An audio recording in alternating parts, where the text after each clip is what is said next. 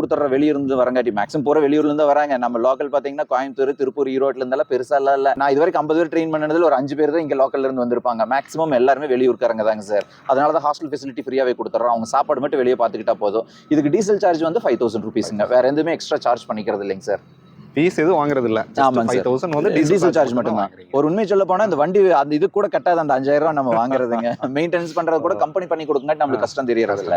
எவ்வளவு டேஸ்ல சார் அவங்க கத்துக்க முடியும்? சார் எவ்வளவு டேஸ்ங்கிறத விட இன்ட்ரெஸ்டோட வந்தாங்கன்னா ஒரு 15 நாள்ல லிவர் கண்ட்ரோல் எடுத்துடலாம். லிவர் கண்ட்ரோல் இப்ப எப்படி நம்ம கார் ஓட்டுறது ஸ்டேரிங் கண்ட்ரோல் முக்கியம், பிரேக் கிளட்ச் முக்கியம். அந்த மாதிரி இதுல வந்து கண்ட்ரோல்ஸ் ஃபர்ஸ்ட் பழகிட்டாங்கன்னா நம்ம அதுக்கான என்ன பண்ணிடுறோம்னா கண்ட்ரோல்ஸ் பழகி கொடுத்துட்டு வெளியே சும்மா தாட்டி விடுறது இல்லை. நீயும் போ நாங்க அப்புறம் பாத்துக்கலாம் அப்படின்னு தாட்டி விடுறது இல்லை சார். நம்ம என்ன பண்ணிடுறோம்னா இங்க கோயம்புத்தூர் ஓனர்ஸ் அசோசியேஷன் கூட கம்பைன் பண்ணி அவங்க என்ன பண்ணி கொடுத்துறாங்கன்னா இங்க கொடுக்குற புது ஆப்பர்ச்சுனிட்டிஸ் அவங்க ரெடிங்கிறாங்க. அவங்க இது வரைக்கும் எப்படி பாத்தீங்கன்னா 30 லட்சம் 40 லட்சம் போட்டு வண்டி வாங்கிட்டு எல்லாரும் யோசிப்பாங்க கொடுக்குறக்கு. ஆனா கோயம்புத்தூர் ஓனர் அசோசியேஷன்ல இருக்கக்கூடிய எல்லா ஓனருமே என்னங்கிறாங்கன்னா புது பசங்க வராங்களா நாங்க ஆப்பர்ச்சுனிட்டி கொடுக்கறதுக்கு ரெடி.